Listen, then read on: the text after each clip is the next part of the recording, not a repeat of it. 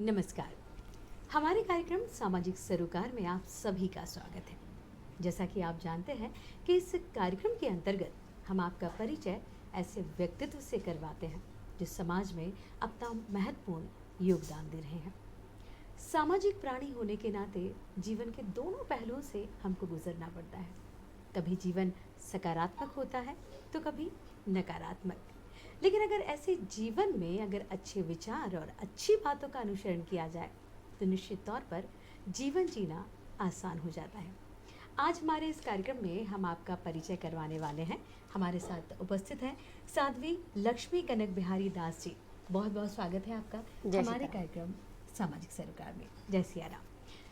मित्रों, जैसा कि हमने बताया कि आज साध्वी जी हमारे साथ हैं और साध्वी जी विभिन्न पड़ावों से होते हुए आज आध्यात्म की ओर अनुसरण कर चुकी हैं, आगे बढ़ चुकी हैं। सबसे पहले हम उन्हीं से उनकी बात करेंगे। साध्वी जी, आपके बारे में हम जानना चाहेंगे। दास को साध्वी लक्ष्मी कनक बिहारी दास इसलिए कहा जाता है कि कनक बिहारी दास जी महाराज अर्थात साकेतवासी यज्ञ सम्राट श्री श्री 1008 कनक बिहारी दास जी महाराज की हम कृपा पात्र शिष्या हैं। और गुरुदेव भगवान के आशीर्वाद से कुछ समय जब व्यक्ति मनुष्य जीव इस दुनिया में आते हैं, जब हमारी उत्पत्ति होती है, तब हमें ब्रह्मा के स्वरूप में माता की प्राप्ति होती है क्योंकि उनसे हमारा सृजन हुआ है। हमारे पिता के स्वरूप में हमें विष्णु मिलते हैं क्योंकि वो हमारे पालन पोषण के लिए उत्तरदायी होते हैं। लेकिन यदि इसी बात में यदि हम आगे बात करें तो हमारे जीवन में यदि दोनों हैं, ब्रह्मा और विष्णु, लेकिन गुरु यदि नहीं है तो तीनों त्रिदेवों की पूर्ति के बिना एक मनुष्य का जीवन कभी भी पूर्ण नहीं हो सकता। यदि आपको ज्ञात हो या पहले आपने सुना हो तो 16 संस्कार हमारे यहाँ इसीलिए बहुत महत्वपूर्ण माने जाते थे। जिस समय, जिस घड़ी, जिस अवस्था में आपको सही गुरु की प्राप्ति हो जाए, आप ये मान लीजिए कि आपके जीवन को एक नई दिशा मिल जाती है। और यही हुआ हमारे साथ। मेरे पूर्व नाम जन्मजात से जो मुझे नाम मिला था, मेरे माता पिता की स्वीकृति को सहजता में परिवर्तित करके महाराज जी के द्वारा जो उपदेश दिए गए उनका जब अनुसरण करना मैंने प्रारंभ किया तो एक ऐसा व्यक्ति जो कॉर्पोरेट लाइफ में MBA करने के बाद, लॉ करने के बाद कॉर्पोरेट में अपने जीवन को, अपने कर्म को ही सब कुछ मानता था, उसने कहीं ना कहीं इस बात पे पूर्णतः विश्वास किया कि गुरु के ज्ञान के बिना आपके जीवन का अस्तित्व कहीं ना कहीं खतरे में है। यदि आपको गुरु से सही उपदेश मिल जाए, सही ज्ञान मिल जाए, और जिस दिन से महाराज श्री ने मुझे, आज लगभग 14 वर्ष हो गए हैं जब से मुझे महाराज श्री ने इस बात को लेके उपदेशित किया और मुझे इस मार्ग पे चलने के लिए प्रेरणा दी, तो बहुत समय तक तो मैं खुद को ही कन्विंस नहीं कर पाई कि नहीं यही मार्ग उचित है। क्योंकि बिल्कुल आप एक ऐसे प्रोफेशन में थी जो जनसंपर्क, जनसंचार से जुड़ा हुआ है, लोगों से मिलना जुलना, और एकदम से आध्यात्म की ओर आपने रुख कर लिया। आप ये बात जान के हैरान होंगे कि जितने लोगों से मैं उस समय नहीं मिल पाती थी, लगभग प्रतिदिन आप ये मान के चलिए 100 से ज़्यादा संख्या के लोगों से भेंट हुआ करती थी, लेकिन आज स्थिति ये है कि लाखों लोग रोज़ मिलते हैं। तो होने को ये उपलब्धि ही है, लेकिन वही वाली बात है कि आप मार्ग प्रशस्त करते हैं या अपने आप को तरक्की की ओर ले जाते हैं, वो तभी संभव हो पाता है जब आपको एक सही गुरु की प्राप्ति हो जाए। लेकिन छोटी सी बात है, मनुष्य जो है वो मन की इच्छाओं का स्वामी है। उसके अंदर इतनी सारी इच्छाएं, इतनी जिज्ञासाएं हैं जिनके चलते वो कभी भी अपने आप को संतुष्ट कर ही नहीं सकता। और वही एक कारण है कि कई लोगों को जीवन में गुरु मिलते तो हैं लेकिन हम उनको परख नहीं पाते। हमें लगता है नहीं, ये कैसे, ये तो संभव ही नहीं है, अरे हम तो इनको बहुत अच्छे से जानते हैं, ये कैसे हमारे गुरु हो सकते हैं। लेकिन जब इन सारी बातों का एक समावेश होता है और एक सही समय निश्चित होता है और आपको जब एक सही व्यक्ति गुरु के स्वरूप में मिलता है, तो आप इस बात को कतई निरर्थक नहीं मान सकते कि ऊपर जो ईश्वर शक्ति बैठी है, जो परब्रह्म है, उसने आपके लिए सब कुछ पहले से निर्धारित किया है। और तो और बहुत ज़्यादा बड़ी बात नहीं है, बहुत सहज बात है। आज आप और हम संवाद कर रहे हैं, ये हमारा और आपका एक पुराना पूर्वालेख है, जिस पूर्वालेख के प्रति उत्तर में आज आप हमसे प्रश्न कर रही है। नहीं तो 140 करोड़ की आबादी है, इस 140 करोड़ की आबादी में आप ही क्यों हमसे प्रश्न कर रही हैं? पूर्व निर्धारित होता है कि क्या क्या किस समय होना है। बिल्कुल, सिर्फ मानने पे है, विश्वास पे है। जी हमने देखा है कि हमेशा जब आध्यात्म या समाज के और जब हम अपने कर्तव्यों का निर्वहन करते हैं तो कोई एक उद्देश्य की पूर्ति के लिए या उसको मन में संकल्प लेकर हम आगे बढ़ते हैं। आप क्या संकल्प लेकर आगे बढ़ रही हैं, क्या उद्देश्य लेकर आप समाज में एक नया संदेश देने जा रही हैं? मेरे गुरु महाराज जी, क्योंकि उनका जो जन्म हुआ था वो रघुवंशी कुल में हुआ था, जी। उनका एक उद्देश्य जो जीवन भर उन्होंने सार्थक करने का प्रयास किया कि सिर्फ और सिर्फ ऐसा व्यक्तित्व, क्योंकि आपने सुना होगा कई ऐसे लोग हैं जो क्षत्रियों में आते हैं लेकिन उनके जीवन में धर्म का कोई महत्व ही नहीं है। जी। वो लोग तो केवल अपनी जीवनचर्या में एक ठकरास में, क्षत्रियत्व बताने में, पौरुषत्व में स्वयं को विलीन करने में अपना पूरा जीवन त्याग देते हैं। महाराज जी ने जब अपना संकल्प लिया और महाराज जी ने जब इस चीज़ को आगे बढ़ाया तो उन्होंने कहा कि ऐसे लोग जिनका कभी कोई भी रुझान धर्म की तरफ नहीं होता, मैं सिर्फ इनको उस तरफ मोड़ूंगा। तो उन्होंने एक संकल्प लिया कि मैं सिर्फ रघुवंशियों के द्वारा ही यज्ञ कराऊंगा ताकि उनका पैसा धर्म में लगे। हाँ। मेरा उद्देश्य इसी से संबंधित है, लेकिन पर्टिकुलरली सामाजिक व्यवस्था में नहीं है, क्योंकि संत का सबके लिए होना बहुत आवश्यक है। मेरा सिर्फ इसमें उद्देश्य यहाँ है कि आज जो मेरी आयु के लोग हैं, विवाह करके अपने बच्चों के होने के पहले ही पारिवारिक विघटन को बहुत ज़्यादा बढ़ावा देते हैं। उनको न्यूक्लियर फैमिली चाहिए, सेपरेसी चाहिए, प्राइवेसी चाहिए। किससे? जिस माँ ने अपने बेटे को जन्म देके आपको जीवन भर के लिए सौंप दिया, उससे प्राइवेसी? सीरियसली?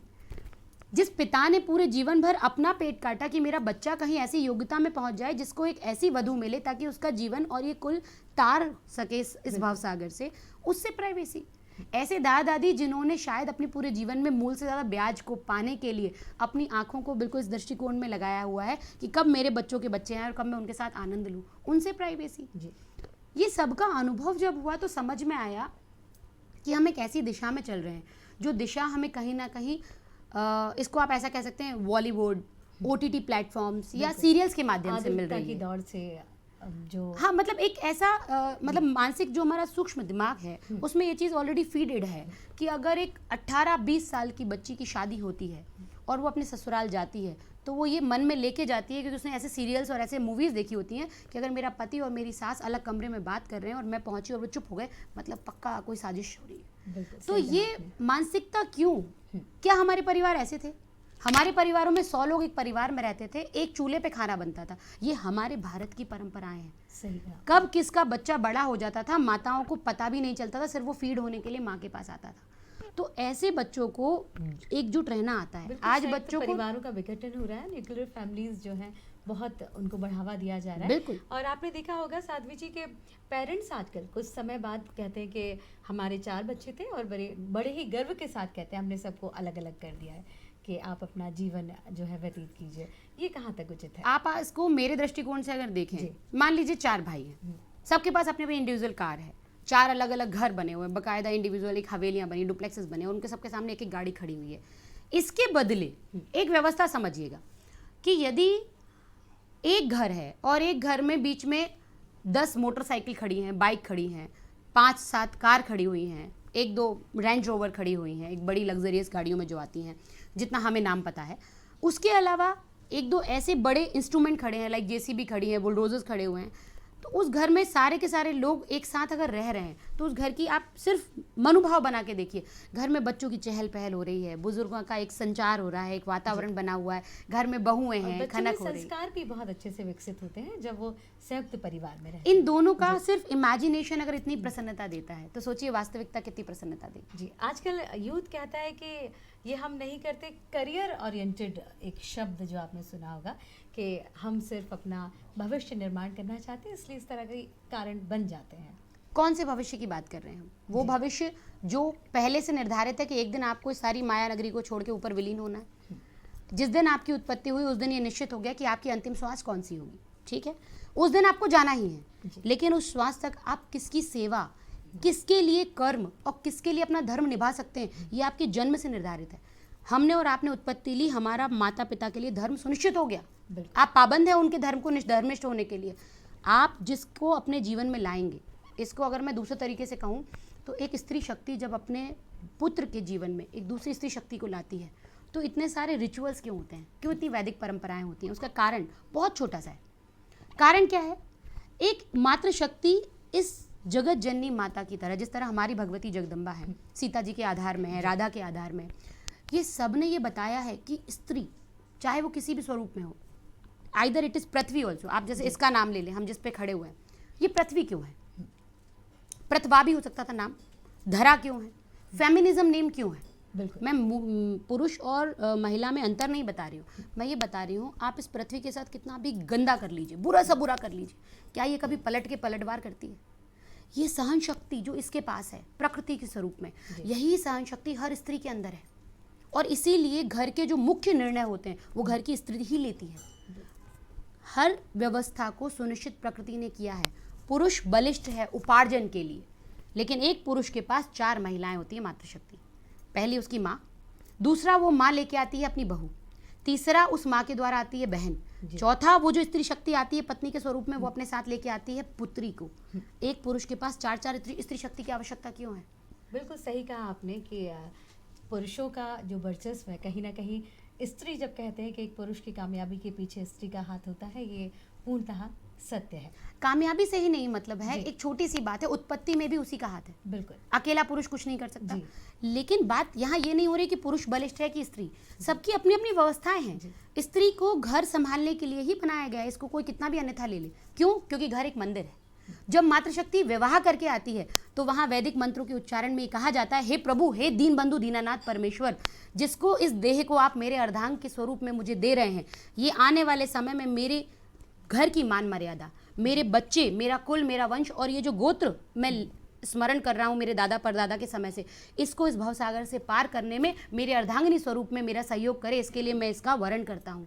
सही कहा। क्या मैं कैसे मान लूँ कि एक पुरुष जो इतने वैदिक मंत्रों के द्वारा घर में आके हाथे लगाता है, घर में चरण आते हैं उस गृह लक्ष्मी के, और वो गृह लक्ष्मी जब किसी और के यहाँ जाके जॉब कर रही होती है, नौकरी कर रही होती है, स्वयं को केवल ये बताने के लिए मैं उपार्जन का स्रोत हूँ, और उसे 4 आदमी जिनको वो जानता भी नहीं है वो 4 गालियाँ दे रहे होते हैं, उससे अभद्र व्यवहार कर रहे होते हैं, उसको कोई घर का पुरुष कैसे स्वीकार करेगा? आप बताइए मुझे। मैं तो नहीं मानती। अगर मेरे घर की गृह लक्ष्मी है, मैं इसके खिलाफ नहीं हूँ कि स्त्री को कार्य नहीं करना चाहिए, करना चाहिए, लेकिन स्त्री को वो कार्य करना चाहिए जिसके लिए वो बनी है। जी, और परिवार में भी उसी सम्मान के, उसी दृष्टि के घर का परिवार का देखना कार्य चाहिए। पूर्वा जी इतना महत्वपूर्ण है जो पुरुष कर ही नहीं सकता। आप एक पुरुष को कभी घर में अकेला छोड़ दीजिए। जी, बिल्कुल। दूसरा सबसे महत्वपूर्ण, हम बात करते हैं समानता की। जी, हमने कहा कि हम इसलिए काम करेंगे क्योंकि हमें बराबरी करनी है। किससे बराबरी?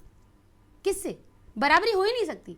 एक घर के होम मिनिस्टर की प्यून से बराबरी आप कैसे करोगे बताइए? बिल्कुल सही कहा आपने।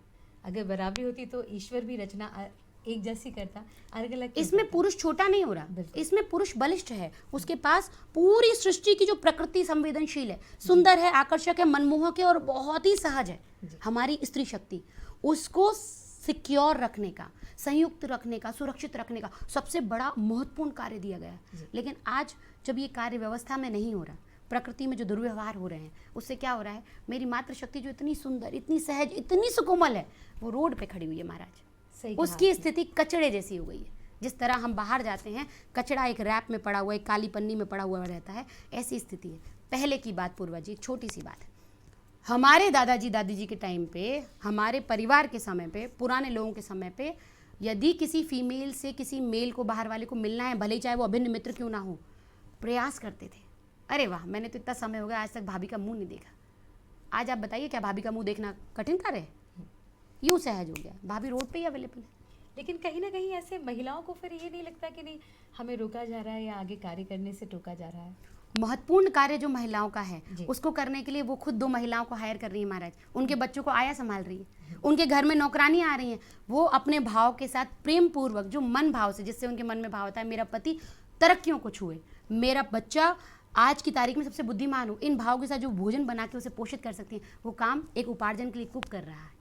आप बताइए, ऐसी तरक्की का हम क्या करेंगे जो ये परिवार को ही कहीं ना तोड़ कहीं सामाजिक मूल्य जो है, नैतिकता जो है, बहुत ज़्यादा बदलाव उनमें आ रहा है। उसका और इसी विचार से मुझे याद आया कि आपका ये भी कहना है कि सिया है तभी राम प्रभु कहलाए। ये हमारा कहना नहीं है जी। ये भगवान श्री राम मर्यादा पुरुषोत्तम में स्वयं अपने सुमुख से कहा है।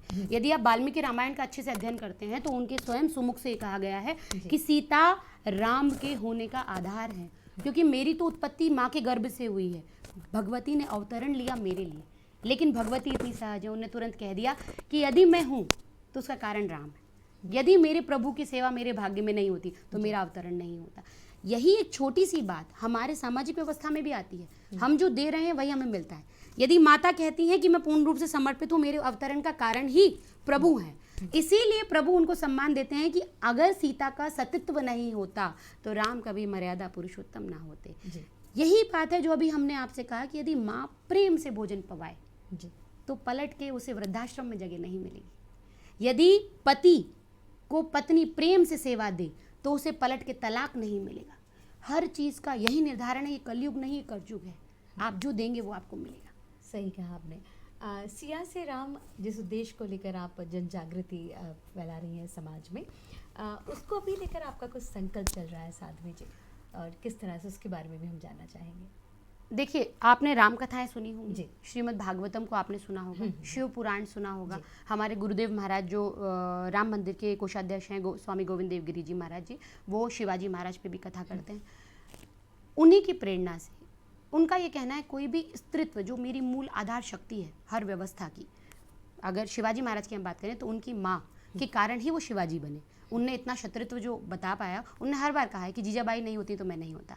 तो कहने का कारण ये है कि महाराज जी की प्रेरणा से हमारे मन में ये भाव आया कि यदि मुझे स्त्री शक्ति को ये बताना है कि आपके अंदर का जो प्रादुर्भाव है वो क्यों हुआ है, तो उसके लिए कहीं ना कहीं आपको उनको सुनाना ही पड़ेगा। जो सहज कार्य आज पुरुषत्व नहीं कर पा रहा है, उसमें केवल हमारा दो ही चीज़ों पे मूल जो उद्देश्य है वो ये है कि सीता माता के 11 गुण हैं, केवल 11।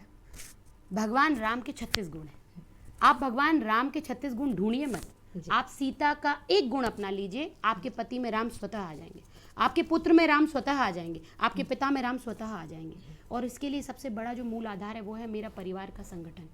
यदि मैं आज भारत को अपनी मातृभूमि मानता हूँ, भारत माता को अपनी मातृभूमि मानता हूँ, गौ माता को अपनी मातृभूमि मानता हूँ, तो मेरा सिर्फ एक ही उद्देश्य है। वो उद्देश्य ये है कि मेरी तीनों माताएं, जिसने मुझे जन्म दिया, जिसने मुझे इस धरती पे लाया, या अर्थात मेरी मातृभूमि, और मेरी गौ माता जिसके अंदर 33 कोटि देवता वास करते हैं, यदि मैं इन तीनों का केवल और केवल सेवा कर दूं तो मेरे जीवन को सार्थक करने के लिए मुझे कुछ और करने की आवश्यकता नहीं है, किसी मंदिर की घंटी बजाने की जरूरत नहीं। इसी के लिए सिया से राम में परिवार का संगठन, परिवार की परंपरा और उनके संस्कार, जो कि 3 पीढ़ियों के एक साथ रहने से ही मिल पाते हैं, यही एकमात्र उद्देश्य को लेकर हम 101 संध्या प्रवचन जी 2025 दिसंबर तक करने के लिए संकल्पित हैं, जिसमें सबसे पहला और सबसे महत्वपूर्ण कार्य ये है कि उसका हम कोई मूल्य नहीं लेंगे। हमारा ये मानना है, यदि मेरे कथन बिकाऊ हैं तो मैं कभी भी माता सीता के विषय में कुछ कह ही नहीं सकती। मैं तभी कह सकती हूँ भगवती के या राम जी के विषय में, जबकि यदि मैं कहती हूँ मेरे राम, तो मेरे प्रभु मेरी व्यवस्था बनाएंगे, मुझे गृहस्थों के उपार्जन से कुछ नहीं चाहिए। और आज अभी तक हमने जो भी 7 कथाएं करी हैं, उन 7 कथाओं में आप किसी से भी पूछ सकते हैं, जहाँ जहाँ क्षेत्र में हुई, मध्य प्रदेश में हुई है मूलतः, बिल्कुल आई हुई दक्षिणा, आया हुआ भेंट, और जितनी भी आरती की जो भेंट आती है वो सबको हमने उठा के वहीं पे जो कन्याएं हैं उनको दान कर दिया। हम उसमें से एक भी मूल्य लेके अपनी झोली में नहीं आए। और यही एकमात्र संकल्प है। और इससे हम छोटा सा एक संदेश समाज को भी देना चाहते हैं कि यदि आप कथा करते हैं, यदि आप प्रभु के विषय में कोई बात करते हैं, तो कृपया आपके ऊपर तो प्रभु की कृपा है, आपको गृहस्थ से लेने की क्या आवश्यकता। आप लेना चाहते हैं तो अपने सम्मान में विदाई लीजिए, चलेगा, लेकिन कथा करने के लिए मूल्य लेना हमारे हिसाब से उचित नहीं। बाकी तो दुनिया बुद्धिजीवी है, बुद्धिजीवियों से भरी हुई, भांति भांति के लोग हैं संसार में। साध्वी जी, इस समय देखा जा रहा है कि चाहे युवा की बात कर लें या परिवार की हमने बात करी, अवसाद जो है, मानसिक अवसाद, वो लोगों को बहुत परेशान करता है। जब उन्हें लगता है कि किसी चीज़ों में नकारात्मकता उनके अंदर आ जाती है, तो बहुत कुछ घटनाएं भी हमें सुनाई देती हैं कि कहीं ना कहीं गलत राह पर चले जाते हैं। अगर हम उस युवा को आध्यात्म का रास्ता दिखाएं तो किस तरह से इस चीज़ को हम कम कर सकते हैं? देखिए, अवसाद तो ऐसा है कि आप बुरा बस सोच भर लीजिए जी, समस्याएं बिल्कुल द्वार पे खड़ी हैं आने के लिए, आप बिल्कुल उधार बैठी हैं। मतलब वो तो ये कह रही हैं आप स्मरण तो कीजिए, आप दुख का नाम मुंह से निकाल नहीं पाएंगे, पूरा होगा उससे पहले दुख आ जाएगा। तो कठिनाइयाँ, परेशानियाँ, जटिलताएं तो हर जगह व्याप्त हैं, लेकिन उसको सहज करने के लिए बेहतर विषय क्या है? बेहतर विषय यह है कि आप उस पर विश्वास रखिए जिसने इसको लाया है। आप आए हैं, आपके शरीर की आकृति, बनावट माता पिता बायोलॉजिकली तय नहीं कर सकते, ये कहीं ना कहीं परब्रह्म ईश्वर है जिसने तय किया है। तो जब उसने तय किया है, आपको इस दुनिया में लाया है, तो ये काया सबसे बड़ी माया है, प्रभु की भेंट आपके लिए। यदि हम इसको सुनिश्चित रखेंगे, इसी में हृदय आता है, इसी में मस्तिष्क आता है, इसी में आंखें आती हैं। सबसे ज़रा सा कष्ट हुआ, माता शक्ति रोने लगती है, बच्चे रोने लगते हैं। किसको कष्ट दे रहे हो आप? उसका रिटर्न क्या होता है? हम प्रभु को रिटर्न गिफ्ट में क्या दे रहे हैं? हम इस देह को कष्ट दे रहे हैं। और फिर प्रभु कहते हैं तू मांगने मुझसे खड़ा हुआ है ठीक है, लेकिन जो मैंने तुझे बिना मांगे दिया है उसको तो सही जी। हम सबको एक ही बात कहना चाहते हैं कि आज अवसाद आपके आसपास नहीं है, आप बुलाइए मत, वो नहीं आएगा।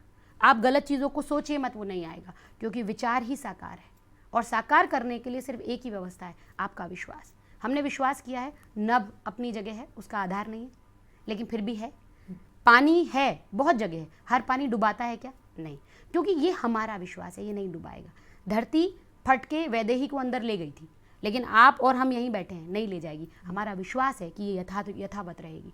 तो विश्वास पे सारी दुनिया टिकी हुई है, और विश्वास में बहुत ताकत है। बिल्कुल सही कहा आपने कि अगर हम थोड़ी सी विचार सकारात्मक रखें तो बहुत सारे अवसादों से, मानसिक अवसादों या जीवन में जो परेशानियां चल रही हैं उनका कहीं ना कहीं हम हल निकाल सकते हैं। बिल्कुल। एक और बात आती है साध्वी जी हमारे मन में कि कहीं ना कहीं पेरेंट्स या घर के लोग हैं जो आजकल आपने देखा है कि करियर ओरिएंटेड जो हमने बात करी, तो माता पिता दोनों जॉब पर चले जाते हैं, बच्चों को उतना समय नहीं दे पाते हैं या उन्हें वो संस्कार से अवगत नहीं कर पाते हैं जो उन्हें एक मानसिक रूप से सपोर्ट करे। उसके बारे में आप क्या कहना चाहेंगे? उसी का कारण है कि आज आप देखोगे 16-17 साल का युवा जो अपनी स्टूडेंट लाइफ से कॉलेज में गए ही नहीं है, उसको ये नहीं पता कि मैं कौन से रंग के कपड़ा पहनूं, मतलब किस रंग का मैं टी शर्ट पहनूं, किस रंग के कपड़े पहन के मुझे अच्छा दिखूंगा। वो बच्चा आज ये डिसीजन लेता है कि I have chosen my better half in my life. आपने उसकी वो डिमांड पूरी नहीं करी तो वो बच्चा क्या करता है, या तो सुसाइड कर लेता है, आजकल घटनाएं आप सुन ही रहे हैं, या वो बच्चा स्वयं का आंकलन करने लगता है, और या तो पंखे पे लटक जाता है।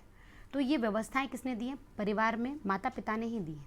इसका एक छोटा सा उदाहरण है, कुछ दिनों पहले की बात है। एक बच्ची मेरे पास आई और उसने कहा कि मेरे पेरेंट्स मुझे शॉर्ट्स नहीं पहनने देते। तो मैंने कहा ठीक है, कोई बात नहीं, आप आइए हमारे साथ, हम बात करते हैं आपके पेरेंट्स से। लेकिन मैंने कहा उससे पहले मेरे 2 प्रश्न आपसे हैं, आपको शॉर्ट्स क्यों पहनना है? बोले फॉरेन में सब लोग पहनते हैं, बड़े अच्छे लगते हैं। तो मैंने कहा फॉरेन में टेम्परेचर क्या होता है? तो बोले माइनस में। तो मैंने कहा क्या वो शॉर्ट्स पहन सकते हैं? क्या उनको जीना नहीं है, मरना है? तो बोले नहीं। तो मैंने कहा यथार्थ कहाँ है? तो बोले रील देखी थी हमने। यहाँ सबसे बड़ी व्यवस्था ये है कि हम रीज़न नहीं जानना चाहते, हमें कारण नहीं पता, हम सिर्फ ब्लाइंडली फॉलो कर रहे हैं। आज का मनुष्य केवल भेड़ चाल में चल रहा है, और उसी का कारण है कि हम गड्ढे में गिरते चले जा रहे हैं। जो यूथ है मेरा, वो बाहर की दुनिया में अपने मित्र, अपने परिवार ढूंढ रहा है, और घर में बाकी लोग बैठ के परिवार से अपने इमोशन शेयर नहीं कर पाते हैं, लेकिन सारे इमोशंस जो है सोशल मीडिया पर जरूर आ जाते हैं। बिल्कुल। बच्चों ने यदि कुछ मांगा, एक चीज़ बताइए, अभाव किसी बच्चे को आज पता है?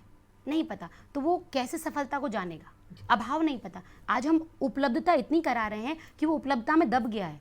आज के बच्चे को आईपैड एक यूजुअल थिंग है। हमारे टाइम पे आईपैड मांगना मतलब उसके लिए कुछ अचीव करने के लिए कुछ करना पड़ता था। आपके 98% आएंगे 10th में, तब हम कुछ दिलाएंगे। ऐसी व्यवस्थाएं थी आपके और हमारे समय में। आज स्थितियां क्या है? बच्चे ने नहीं मांगा, मेरे बच्चे के पास होना चाहिए, तो आपने उसे संघर्ष कहाँ करने दिया? कहाँ संघर्ष सिखाया? कहीं आवश्यकता से पहले ही उसकी पूर्ति कर दी गई है। हमारे पास, हमारे टाइम में, बचपन में 5 जोड़ी कपड़े हुआ करते थे गिनती के, 2 बाहर जाने के, 3 घर में पहनने के। आज बच्चों के पास अलमारियां भरी पड़ी हुई हैं। वो बच्चे को ये पता ही नहीं कि मैं कुछ करूंगा तो अचीव करके मुझे मिलेगा। नहीं, मम्मी पापा खुद ही पहले ले आते, सहजता से सारी चीजें जो है उपलब्ध हो रही हैं। जबकि माँ बाप उसके लिए कर्ज ले रहे हैं, लोन में दबे हुए हैं, लेकिन लाइफ स्टाइल उनको वो मेंटेन करनी। माँ बाप की स्थिति को देखते हुए बच्चा बड़ा हो रहा है। गलती बच्चों की कभी नहीं हो सकती। क्यों? क्योंकि एक समय वो भी था जब एक पेन के अलावा दूसरा पेन मिलने के लिए मेहनत करनी पड़ती थी। आज बच्चों को पेन नहीं, आज बच्चों को जो चाहिए वो इतनी अधिकता में मिल रहा है कि उनको उसका अभाव का मीनिंग ही नहीं पता, आशय ही नहीं समझ में आ रहा उनका। जी बिल्कुल सही कहा दर्शकों। साध्वी जी ने, समाज में बहुत सारी ऐसी विकृति हैं जिनको हम सबको मिलकर दूर करना होगा। बहुत सारे उतार चढ़ाव जीवन में आते रहते हैं, आधुनिकता का दौर है, बहुत सारी चीज़ें साथ में चलती रहती हैं, लेकिन कहीं ना कहीं हमारे नैतिक मूल्य हमें जो समाज से जोड़े रखते हैं उनके प्रति भी हमको सजग रहना होगा। परिवार के प्रति भी जो हमारे कर्तव्य हैं उन्हें निभाने से पीछे नहीं हटना होगा। ये विषय बहुत बड़ा है साध्वी जी, और अगर उस पर विस्तार से चर्चा की जाए तो पूरा दिन भी जो है वो कम पड़ जाएगा। हम चाहते हैं कि आप हमारे दर्शकों को एक प्यारा सा संदेश दें ताकि ये विचार उनके मन में भी घर कर जाए और कहीं ना कहीं उनके जीवन में भी सुधार आ जाए और जीवन सुखमय हो जाए।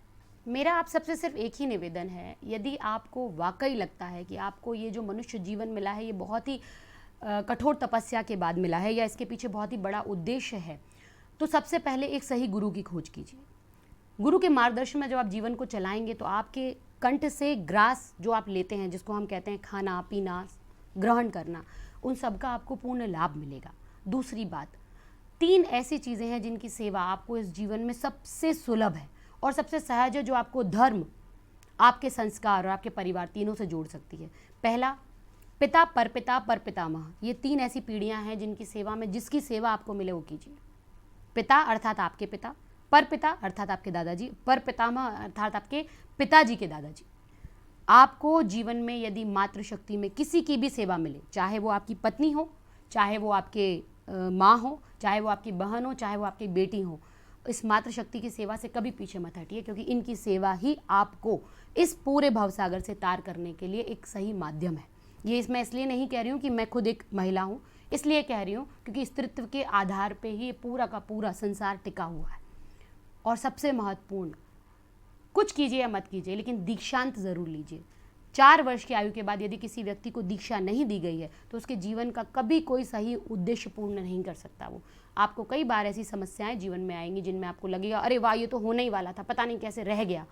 वो रहना, छूटना, 99 पे चेकआउट होना, ये सब खत्म हो जाएगा यदि आपके पास दीक्षा होगी, क्योंकि दीक्षा से आपको गुरु मंत्र की प्राप्ति होती है, जिससे त्रिदेवों की पूर्ति होती है। अपने माता पिता और गुरु की सेवा, इससे बड़ा इस दुनिया में कोई भी धर्म, कोई भी कर्म नहीं है। दुनिया में कुछ करें या ना करें, लेकिन ये 3 चीज़ों को यदि आप अपना लेंगे तो शायद आपको आने वाले समय में सिर्फ सफलताएं मिलेंगी, असफलताओं से आपका दूर दूर तक कोई वास्ता ही नहीं रहेगा। जी, बहुत ही बढ़िया, बहुत ही सुंदर जय विचार श्री सीता। साध्वी जी। हमारे इस कार्यक्रम में भी सम्मिलित होने के लिए बहुत बहुत आपका धन्यवाद। जय सीता। तो देखा दर्शकों आपने कि किस तरह से हम छोटी छोटी बातों से अपने जीवन में परिवर्तन ला सकते हैं, सकारात्मकता की ओर आगे बढ़ सकते हैं। तो आज के हमारे इस कार्यक्रम में इतना ही। देखते रहिए हमारा कार्यक्रम सामाजिक सरोकार, और इस कार्यक्रम से आप सभी को नमस्कार।